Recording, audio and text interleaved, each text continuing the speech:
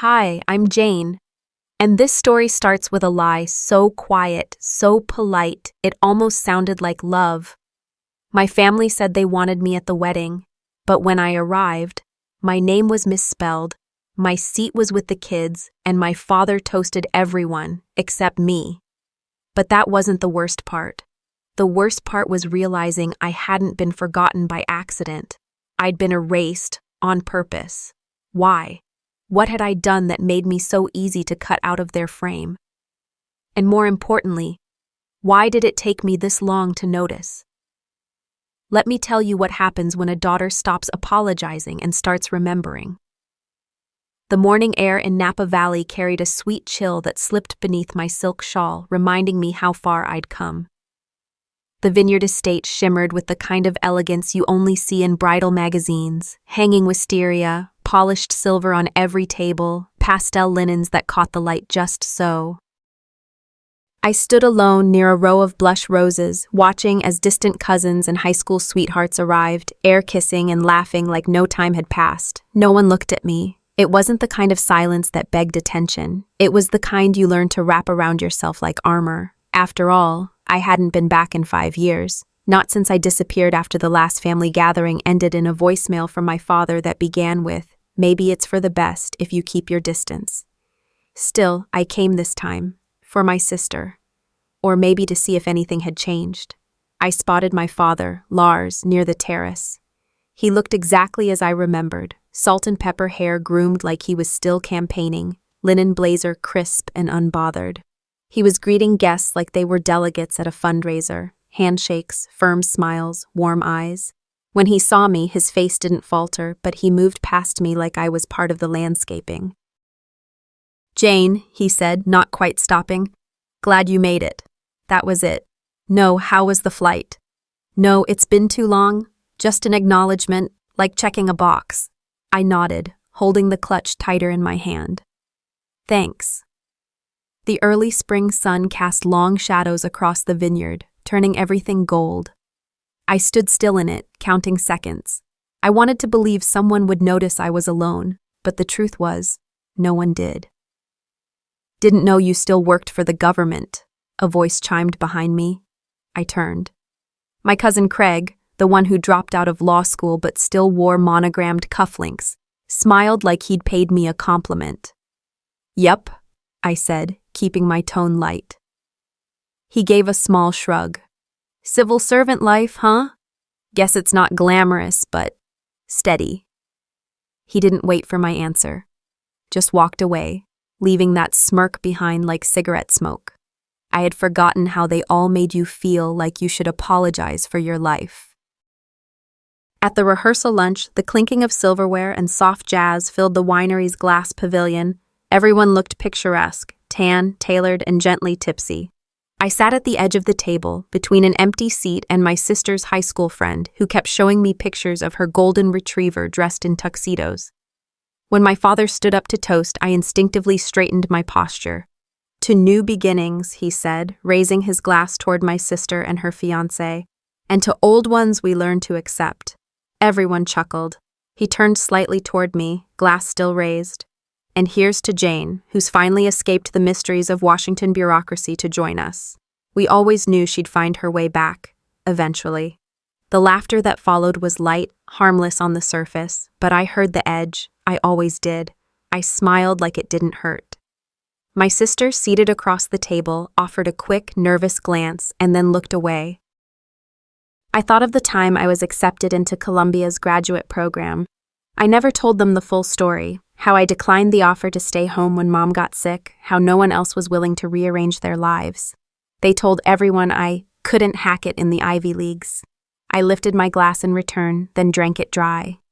Later, while I was refilling my drink by the bar, my cousin's daughter approached me. She looked about 11, with braces and the kind of blunt honesty that only kids and drunk adults have. "What do you do again?" she asked, tugging at the hem of her cardigan. "I work in international policy," I said. She blinked.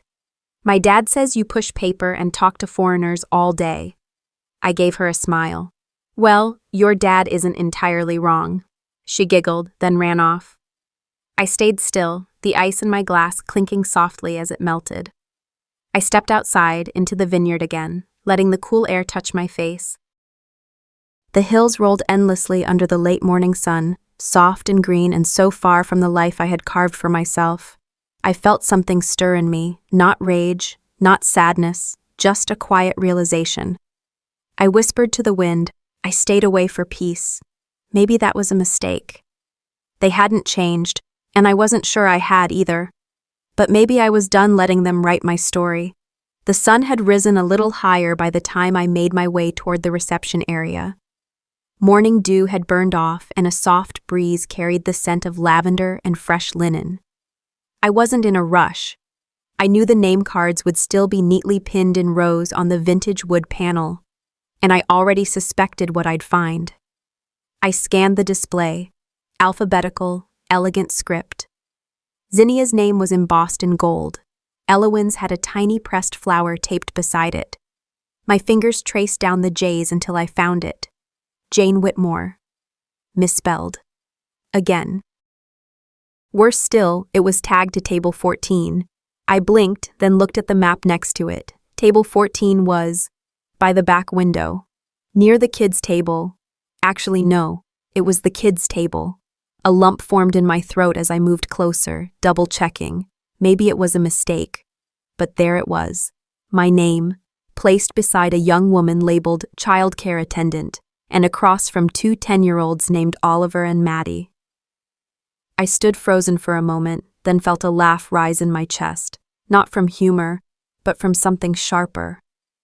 A whisper carried from behind me. Why is she even here? It was a voice I didn't recognize, light and clipped. I turned slightly, one of Zinnia's sorority friends, no doubt. Perfect hair, perfect teeth, perfect cruelty. I didn't respond, just stepped aside so another guest could view the chart. The formal welcome began just before lunch. The tables shimmered under the midday sun, and crystal flutes sparkled with champagne. I sat where my name card told me to, between the babysitter, who offered me a stiff smile, and a boy who immediately began folding his napkin into a paper airplane. My father stood at the front, raising his glass. His gray suit was freshly pressed, his voice projecting pride and confidence. To Zinnia and her wonderful new husband, he began. To Elowyn and her sweet baby girl, the future of our family. And to Randall, soon to bring another strong woman into our lives. I waited. One breath, two. And to this beautiful day, to family, and to love. I stared at the bubbles rising in my untouched wine. No mention of me. Again. He had done the same thing at my college graduation, too. I remembered the toast he gave back then, how he'd praised the family legacy of achievement, name-dropped my siblings, even spoke of a cousin getting his MBA, but not a word about me, the first to graduate magna cum laude. This sting, this omission, it wasn't new. But repetition didn't dull the blade. It just made the wound feel less like an accident and more like a pattern. I folded my napkin slowly. One of the kids beside me poked at a bread roll with his fork. Conversations around me were like static, people smiling too wide, asking questions they didn't wait to hear the answers to. A woman I vaguely recognized leaned in. "You look tired, Jane. Are you still doing that desk job thing, the foreign languages one?" I nodded. "Still at state?" "Oh, bless your heart," she said. "Important work, I'm sure." Another pause. Then Zinnia walked by in her custom gown, looking like a painting. She leaned down toward me, not stopping. "Don't start drama, okay?" she whispered, her lips never losing that bride's smile. I gave her my best polite nod, swallowed the bitter reply that bubbled up, and pushed back from the table. The babysitter didn't even look up. The oak tree behind the venue stood just as I remembered, tall, patient, gnarled with time. I sat beneath it, grateful for the shade. We used to picnic here. I was 10, maybe. Mom would bring peanut butter sandwiches, and Zinnia would pretend the branches were fairy wings. Back then, we were still a family that laughed together. Now, I watched from the outside, a guest at a party I wasn't really invited to, not in spirit. I leaned my head back against the bark and closed my eyes. A dry breeze rustled the leaves above me. My heels pressed into the grass, grounding me. I wasn't looking for a place at their table anymore, but I wasn't ready to be erased either. The photo booth was framed in string lights and eucalyptus garlands, a picturesque corner for guests to immortalize their presence at Zinnia's wedding. I wasn't drawn by the lights or the laughter echoing nearby. I was drawn by something else, something quieter. It was the framed collage on the table, a curated mosaic of our family through the years. I stood before it, searching instinctively for my younger self, for proof, perhaps, that I belonged here once. There were the predictable photos, Zinnia's sweet 16, Elowen at her piano recital, Lars holding Randall's son at a baseball game. My eyes darted across frames, hunting for my face. It was there, twice. Once, at age 6, front row at a pumpkin patch, and again at 12, holding a homemade Mother's Day card, back when Mom was still alive, and then, nothing. After 12, I'd vanished. Zinnia's wedding collage had excised me like a smudge. It wasn't oversight. It was intention. She had once told me in high school after I accidentally photobombed a sleepover snapshot. It's just easier when you're not in the picture. I suppose that stuck. A laugh from behind startled me. I turned to see a man in a pressed navy blazer. "Are you staff?" he asked, holding out his phone. "Could you take our photo?" I blinked. "I'm not," I started, but he was already posing with his wife, smiling broadly. I took the photo. My hands didn't tremble, but inside something slipped again. A thread snapped.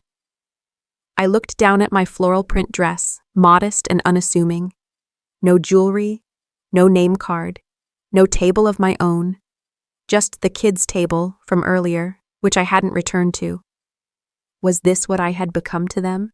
An invisible body moving through their celebration? A stranger who could hold their camera but not their regard? And suddenly, I was 17 again. Prom night. Zinnia and Elowen were wrapped in satin and sequins. Dad stood outside with a stretch limo, beaming as they climbed in with their dates. I remember asking if I had a ride. He glanced at me like he had forgotten I was still standing there. "Take the bus," he said, not unkindly. It's what most people do. That night, I rode the metro in my thrift store gown, clutching my corsage in a paper bag, pretending the loneliness was just nerves. Back at the reception, someone handed me a glass of wine. I looked up and saw a familiar face, Mrs. Halverson. She had lived down the street when I was little. She'd been our babysitter when Mom got sick. "You turned out okay," she said quietly, looking straight at me. "Despite everything." "Despite what?" I asked, my voice more brittle than intended. She didn't answer directly. She sipped her wine and said, "I always thought it was cruel. Sending you away like that. You thought it was camp, didn't you?" I nodded slowly. A summer at Aunt Thea's in Oregon. I'd been told it was an enrichment program, that I'd begged to go, but I hadn't. "It wasn't camp," she said. "It was to make space. Lars was remarrying. You were a reminder. A reminder." That word carved through me. A reminder of the woman he lost. A reminder of what didn't fit the new picture. I stepped away from her quietly, unsure if my legs were trembling or just waking up. In the hallway, laughter spilled from the bridal suite. Zinnia swept out in her gown, perfect and glowing, trailed by bridesmaids like swans. She stopped when she saw me. "Don't embarrass me," she hissed, low enough that no one else could hear. I didn't flinch, I didn't speak. But I didn't look away, either. For the first time in a long while, I met her gaze with all the weight of everything I had swallowed. And I let her see it. I wasn't going to cause a scene, but I wasn't going to stay invisible either.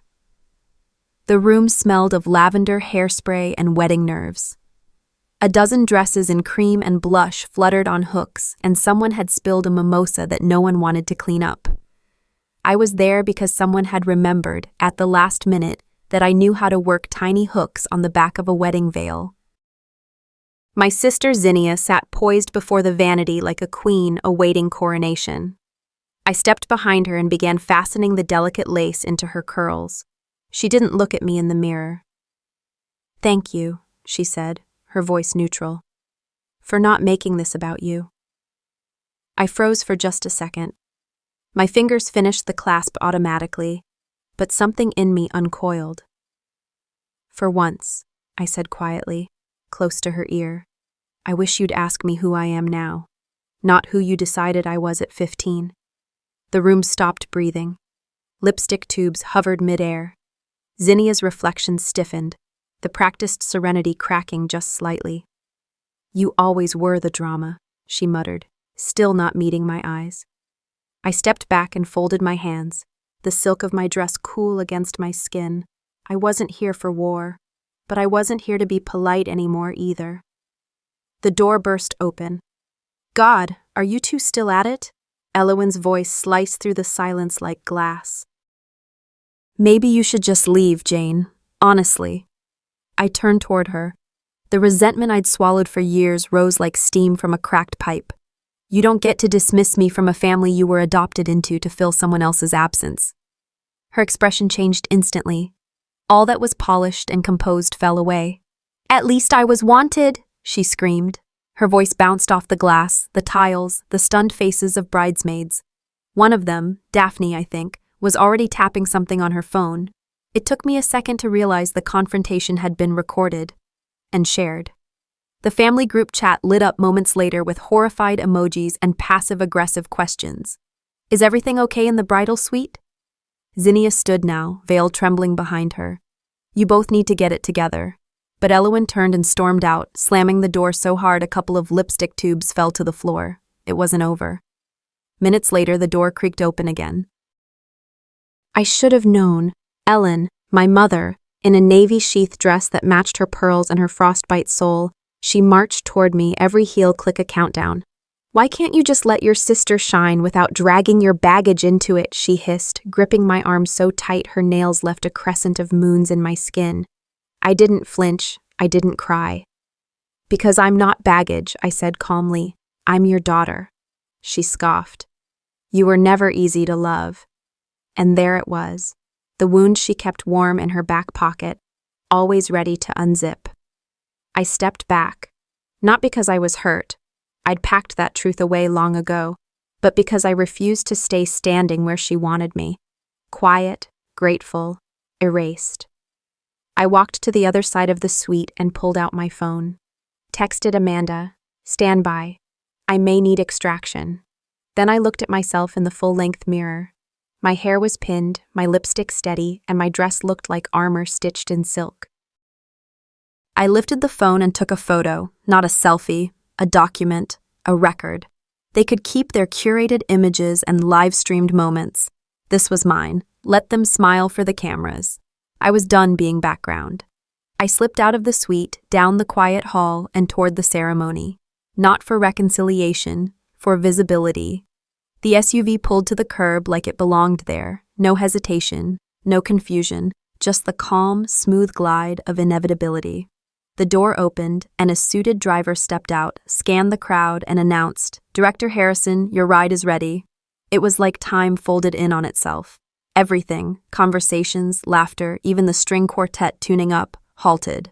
I could hear a fork drop somewhere near the cake table. Mark, halfway through a sip of champagne, froze with the glass halfway to his mouth. Ellen let out a soft gasp, the kind she used to make when she saw a stain on the carpet. I adjusted the silk strap on my shoulder, stepped forward, and let the click of my heels echo on the cobblestones. Each step was its own punctuation mark. I passed by Lars without a glance. Zinnia's bouquet trembled slightly in her hands. I stopped in front of my mother. "You wanted to know what I do," I said, voice calm but edged with steel. "Now you know." And then I turned, entered the SUV, and let the door shut behind me with a whisper that sounded like a chapter closing. Inside, Amanda was waiting. Her expression was taut, her mouth a single unreadable line. She didn't say hello. She simply handed me a secure tablet. I slid into the seat beside her and tapped in my credentials. The screen lit up. Operation Howard, unauthorized access detected. I scanned the timestamps, the access logs. Amanda spoke without looking at me. 3 names had clearance. 1 is in hospice. 1 is in Vienna. That leaves Ryan, I said. She nodded. If he pulled this before your confirmation, I'm clean, I interrupted. But pull all surveillance logs anyway. I want eyes on every angle. Amanda didn't flinch. That's why she was here. My badge rested in a velvet case in the armrest beside me, untouched. The memory of it being handed to me just 2 days ago was still sharp. The room had been sterile, tucked beneath layers of federal concrete, humming with fluorescent silence. The outgoing director, a man who had trained me, trusted me, and also tested me, placed the badge in my hand like a secret and a challenge all at once. They'll test your silence more than your strength, he said. I had always understood that sentence. Silence had been both my punishment and my weapon. When Zinnia erased me from the photo collage, when my name was left off seating charts and toasts, when even my childhood pain was reframed as rebellion, my response was silence. Now that silence had weight, now it moved systems. I stared out the window as the SUV cruised down the vineyard road, sun flaring across the windshield. Is this personal? Amanda asked softly. I didn't look at her. Everything's personal. That's why I'm the right person for this. I opened the secure memo app and began drafting a statement for internal affairs. Precise, measured, unforgiving. Halfway through, I paused. My reflection stared back at me in the tinted window. Same dark eyes, but no longer clouded. I pulled out my phone. There was a draft message to Ellen. Months old, never sent. 4 words. I wish you had seen me. I deleted it. Then I typed, I see myself now. And that's enough. I hit send. Amanda looked up from her screen. We traced the access. It leads to Capitol Beat. Of course it did. Ryan had always liked flashy exits. Sunday morning light seeped through the heavy drapes of my hotel room in D.C., casting long bars across my suitcase and desk. I didn't linger in bed, though. I pressed my palm to the pillow for a moment. Amanda clutched it last night when she said she was scared. That was enough. The door clicked open. Amanda entered with deliberate caution. In her hand, a tablet displaying Capitol Beat's front page. The headline, New FBI Director Linked to Sealed Intelligence Breach. My name was nowhere, just enough breadcrumbs buried deep. Dates, clearances, timestamps. Anyone reading carefully could piece it together. Amanda's tone was low, calm but loaded. Someone close wants you eliminated before confirmation. My blood cooled. Calm returned. I nodded. Pull everything on Ryan's access logs. Cross-check every terminal. I'm on it, she replied. The betrayal tasted public now, not just familial. I flashed back to months ago. A closed briefing room, hushed and sterile, where Ryan, once a close colleague, stood beside me. He smiled when I left to report his ethics violation, but then he tried to take credit for the report I had written. Could silence have been enough? I hadn't thought so. Now I did. I replied to Amanda's message with 1 word. Protocol Fawn activated. By noon, I was back at the Hoover building. Badge clipped, nerves cool. Agents nodded as I passed. Others watched. Someone whispered. I ignored it. At my desk, a single page lay waiting. My teenage mugshot smudged with a handwritten note. You've always been trouble. The photograph read crudely, black and white, from an incident in high school mistaken for vandalism. The note was recent. I didn't glance away. I started the internal camera on my workstation. I slipped the photo into a sealed evidence envelope, pressed record, and spoke into the lens. To whoever left this, thank you. You just made it official. The silence afterward. Thick. Confident. A door closing softly. That afternoon, I wrote my official report to Internal Affairs. It laid out a chilling pattern. Whispers in hallway meetings, forged files, silent sabotage, Ryan's name discreet, evidence deep. I attached subpoena requests, surveillance logs with inconsistencies, and correspondence linking Zinnia's husband's firm to ghost servers. I paused, stared at my reflection in the reflective glass. I whispered to myself, "You don't owe them silence anymore." I opened my phone and found an unsent message to my mother. "I wish you had seen me." I deleted it. Instead, I typed, "I see myself now, and that is enough." Slide to sent. No regret. Amanda looked up. She said, "We traced the breach to Capitol Beat." I exhaled. Of course. That meant it had to be public soon. More than just insider gossip. It was leverage. As I walked to the exit, my phone buzzed again. Next target, Amanda. My muscles didn't clench, but the question in my eyes sharpened. They wanted us isolated. Instead, they'd unleashed war. The phone buzzed in my coat pocket just as I pulled into the underground garage of my apartment. I didn't recognize the number, but the soft intake of breath on the other end told me enough. "Amanda?" I said, unlocking the door and stepping out into the cold concrete echo. "They've been in my building," she whispered. "They didn't take anything." But the door was cracked, and someone left a note. My stomach turned to ice. "What kind of note?" Her voice cracked. It said, "Tell Jane to stand down. That's all." I didn't pause. "You need to leave. Now. Head to the secondary location. Don't take the elevator. Call when you're 3 blocks out." I hung up and moved fast. 10 minutes later, I was back in the SUV, rerouting to the Field Safe House in Maryland. The city lights flickered past like dying stars. Amanda wasn't just my analyst. She was the closest thing I had to family in the agency, and now she was in their crosshairs too.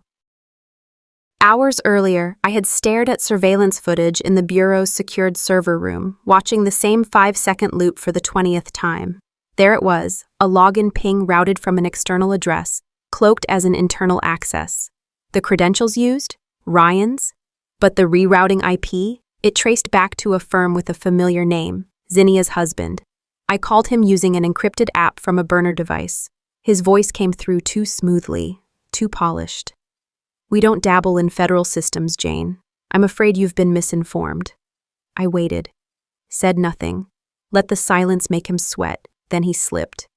"Even if we did host traffic from Hoover's private nodes, we wouldn't be able to decrypt it." There it was. He wasn't supposed to know those nodes existed. "Thank you," I said calmly, and hung up. This wasn't just a smear campaign. It was coordinated, personal, and tied to bloodlines I thought I'd left behind. Amanda arrived at the safe house an hour later, pale and shivering, clutching her laptop like it was her last possession. I lit the fireplace while she ran diagnostics on our secure network. She finally looked up, face tight. "I think it's Ryan, but it's bigger than him." I nodded. "That's why we're going to give them what they want." She blinked. "You're serious?" "They want to catch me vulnerable, embarrassed, on the defensive. Let's give them that. A false confession. Bait." She hesitated. "This isn't just about work anymore." I met her gaze. It never was. Hours later, in the hush of the safe house, I sat at the console and uploaded a fabricated admission to a decoy FBI cloud server, scripted to sound just desperate enough to be real. The link was encoded and dispatched to a list of suspects via a burner identity only the right people would know. Then we waited. Amanda cleaned a pistol with surgical calm. I leaned against the window, badge cold in my palm, the night pressing against the glass. They thought this would break me, but I'd grown up surviving silences that could suffocate. I knew how to play invisible. This time, I chose not to. I whispered into the night, "I don't fight for power. I fight because they think I won't." At exactly midnight, the tablet lit up. An alert. Access confirmed. Someone had taken the bait. The ping came just after midnight.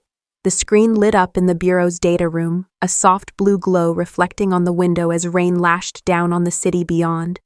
I leaned forward. The access trail, the one Amanda and I had baited, had been activated. My trap had been sprung. The IP address was no longer cloaked. It led, almost lazily, to a very familiar device. Ryan's encrypted tablet. The name that once stirred something warm in me now tasted like rust. I didn't wait for protocol. I took the elevator straight to the garage, boots slapping against concrete, breath sharp in my throat. He was there, waiting, as if he'd known I'd come. "You look tired," he said, tossing his duffel into the back of his car. "Shouldn't be surprised. You were always chasing ghosts." "You gave them the files," I said. No need to ask. His silence confirmed it. Ryan's shrug was infuriating. "They made me a better offer." I slapped him, hard. Not for the breach, not for the headlines, those I could survive, but for the betrayal of trust, for the months I'd defended him in meetings, for the foolish hope I once carried. His cheek reddened, but he didn't retaliate. That was almost worse. "You'll regret this," I whispered. "I already don't," he said, turning away. My father's voice had trembled when he called. "Come to the house. Please. Just come." I knew better, but I went anyway. The lights were on when I arrived, the rain now reduced to a steady patter. The moment I stepped into the living room, I felt it, a setup. Zinnia sat with legs crossed on the velvet love seat. My mother clutched a wineglass too tightly, my brother hovered near the hallway, my father, in his favorite leather chair, didn't rise.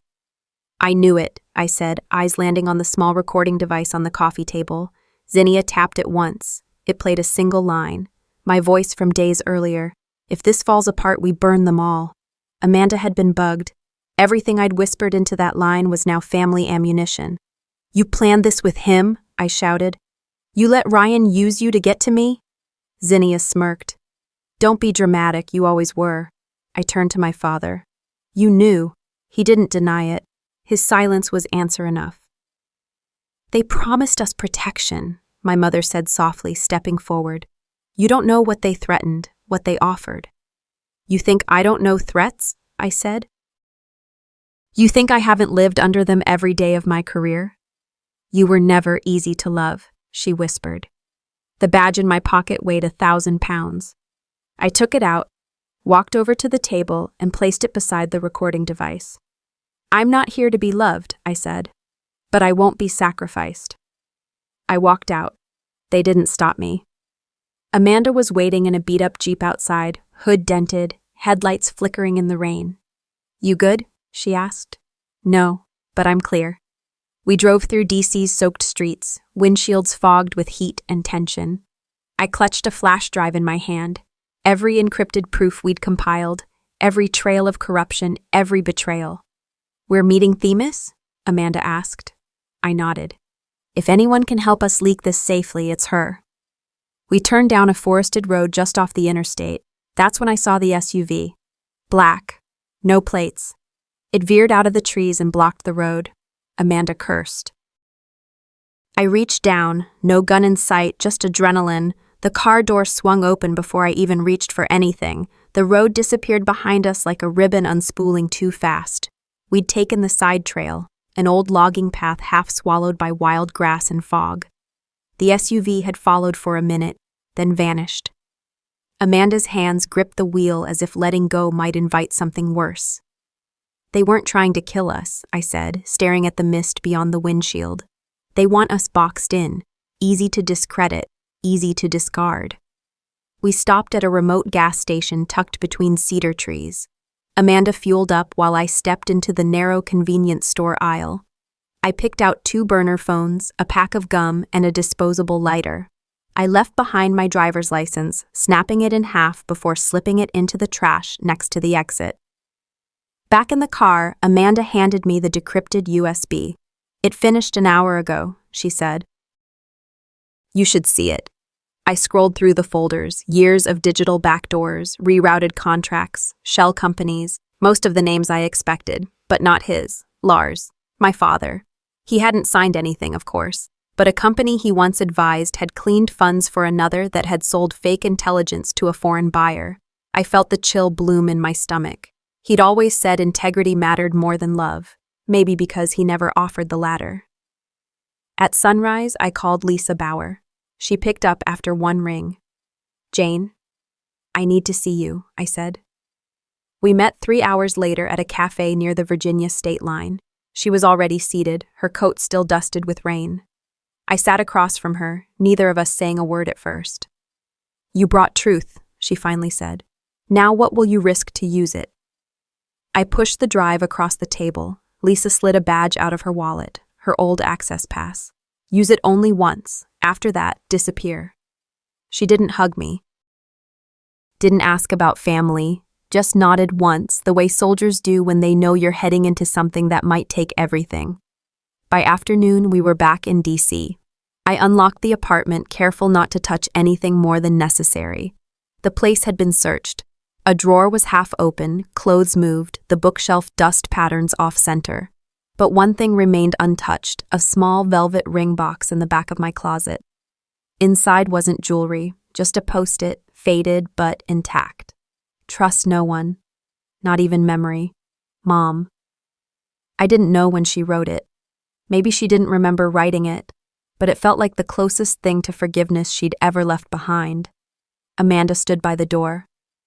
"Are we staying?" I shook my head. "Just passing through." I gave her the out, told her she didn't owe me anything. She looked at the scorched photo I'd just tossed into the trash can outside. Me and Zinnia at 12, both of us smiling in matching blue dresses. "You believed in me when no one else did," she said. "I'm not going anywhere." We burned the rest of it, papers, scraps, a birthday card from my father with no message inside. The smoke curled into the night air like old ghosts evaporating. And then I walked, past the checkpoint, through the glass doors of the bureau. Lisa's badge scanned green just once. That was all I needed. I moved quickly, no hesitation. I found the director's secure inbox, opened it, slipped the USB inside. I labeled it, "Truth from Within." And just as I turned to leave, a voice came from the shadows. "You made it this far, Jane. Now prove you can stay free." I turned to the voice I hadn't heard in 15 years. The voice stopped me cold, low, gravel-worn, familiar in a way that bypassed reason and memory and punched straight through my chest. "Still walking into places like you own the air." I turned slowly. The dim yellow of the garage light cut across his jawline, highlighting the scar above his brow. It couldn't be, but it was. "Nathan?" He stepped into the light, older, leaner. The boy who vanished in a fire 2 decades ago now stood 10 feet away, holding a breath I hadn't realized I was keeping for 20 years. "They told me you died," I whispered. "They needed you to believe that." I didn't move, couldn't. My brain was already folding in on itself, trying to parse what was real, what was another manipulated layer. He nodded toward the stairwell door. "Not here. Come on." We didn't speak again until we reached the diner 2 blocks down. Harriet's, the one with the flickering neon E and cracked red booths. The same booth we used to sit in when Dad forgot to pick us up from soccer. The same corner where we'd once shared a slice of chocolate pie and a broken Walkman. Nathan ordered black coffee, no sugar. Some things hadn't changed. "You were in that fire," I said. He stirred the coffee once, then let the spoon fall into the cup. The fire was staged. I was part of a covert task force targeting domestic laundering channels. Dad was on one of our early lists. He didn't know it, but he was already tangled. I stared at him, bile rising. "And Mom?" "She knew," he said softly.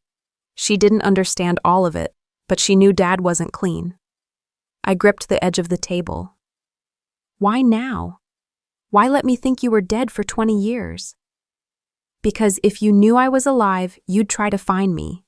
And if you found me, they'd find you. You weren't safe then." "And I am now?" I snapped. He gave me a long look. "No, but you're powerful enough to be dangerous. And that makes you harder to erase." I thought of the USB drive in my hotel drawer, the burned traces of Amanda's building entry log, Lisa's warning, "Use this once, then disappear." "They'll bury me if I release this." "They'll bury everyone close to you," Nathan said. "Including me." I looked at him. "So what, you want me to walk away?" He didn't answer right away. Then quietly, "I'm asking you to live." I stood. My chair scraped against the tile floor. I placed cash under my half-drunk coffee. You chose shadows. I'm walking into the fire. Nathan stood, reaching into his coat pocket. He handed me a burner phone. If you live through this, call me once. Just once. I took it. He turned and disappeared out the back before I could change my mind. My motel door was ajar when I returned. No signs of forced entry. Nothing disturbed, except the silence.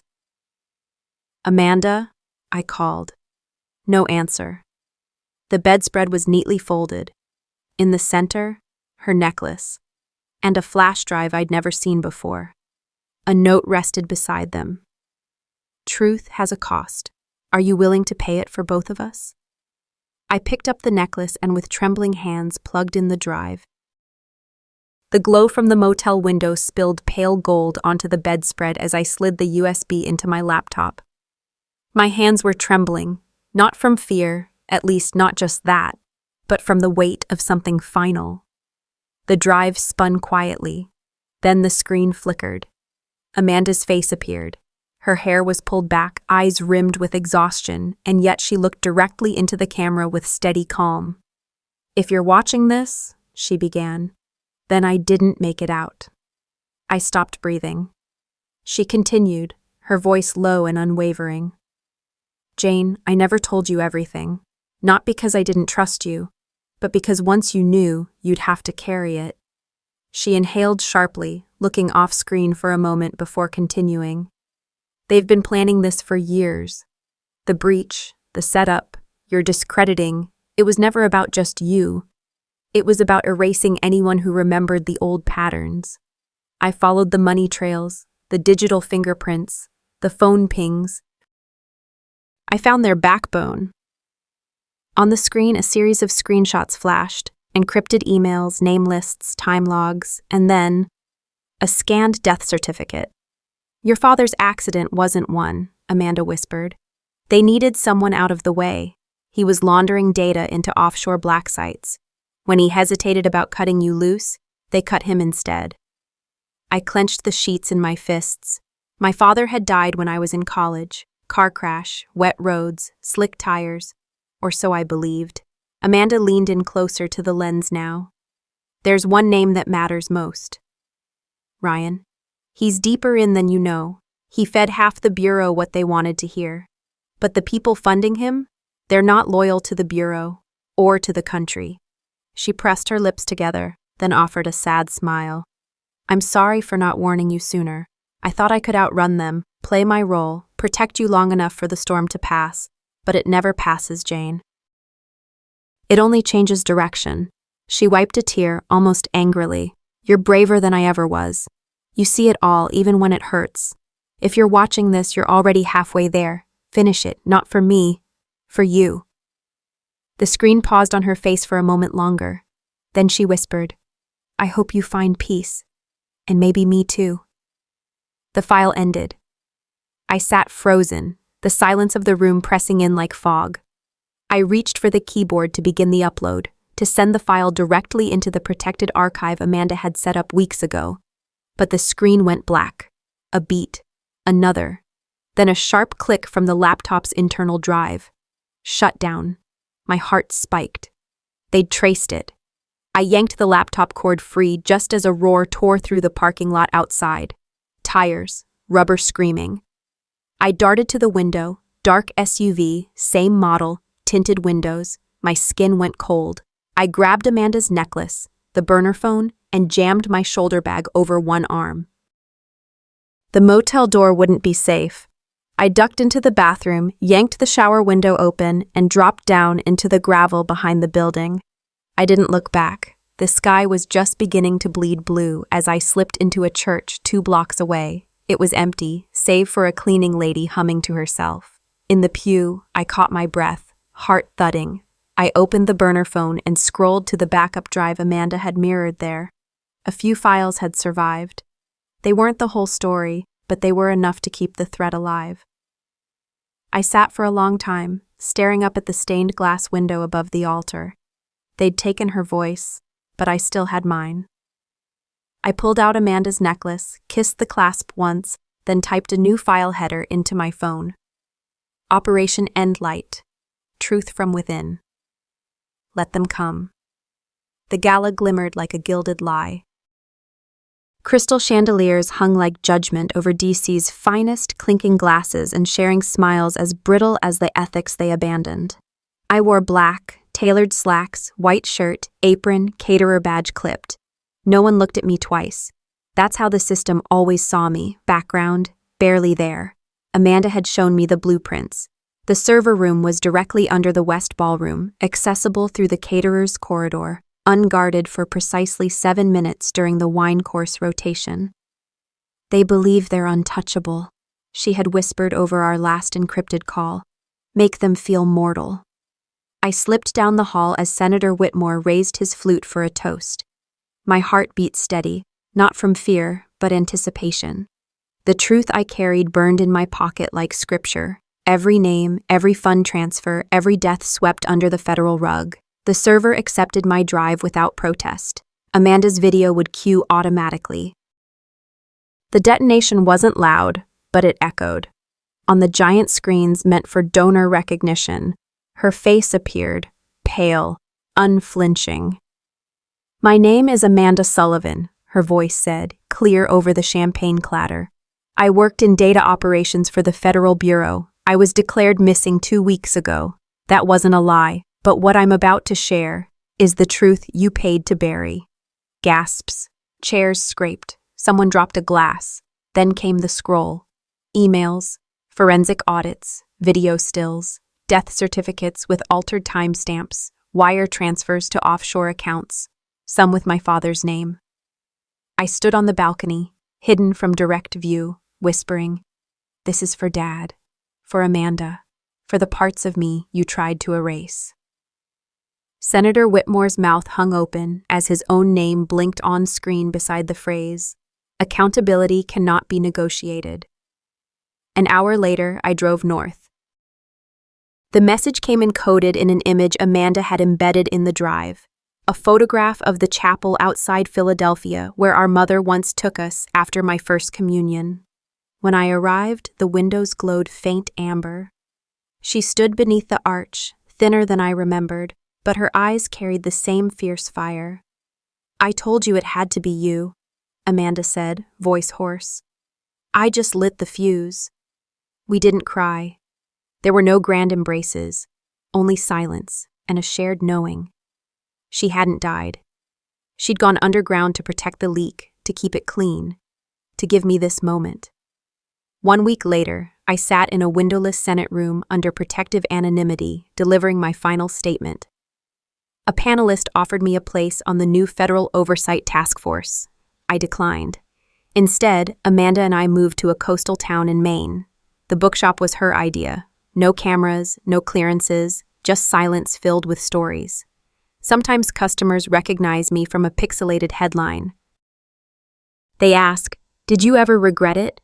I smile. Some truths don't set you free, they arm you, and I chose peace, after justice.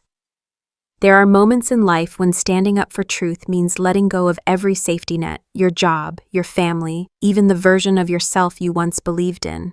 I didn't become who I am because I was fearless. I became this version of me because I was tired of hiding, tired of shrinking for the comfort of others, tired of asking permission to be seen. If there's one thing I'd leave you with, it's this: silence protects no one. Speak, even if your voice trembles. Fight, even if you're alone, because you're never truly alone when you stand in the truth. Maybe you've been in rooms where your name wasn't spoken, at tables where your presence was tolerated but not embraced. I see you, and I hope this story reminded you. You don't need their permission to matter. Now I want to hear from you. Has there been a time in your life when choosing peace meant walking away from everything familiar? What does courage look like for you today? If this story touched something in your heart, drop a 1 in the comments or tell me where you're watching from. I'd love to know. And if it didn't land with you, tell me why. Let's talk about it. Let's grow together. And hey, if you're still here and this story made you think or feel something, consider subscribing. Your support helps me bring more heartfelt, soul-stirring stories like this one to light. I'll see you in the next one.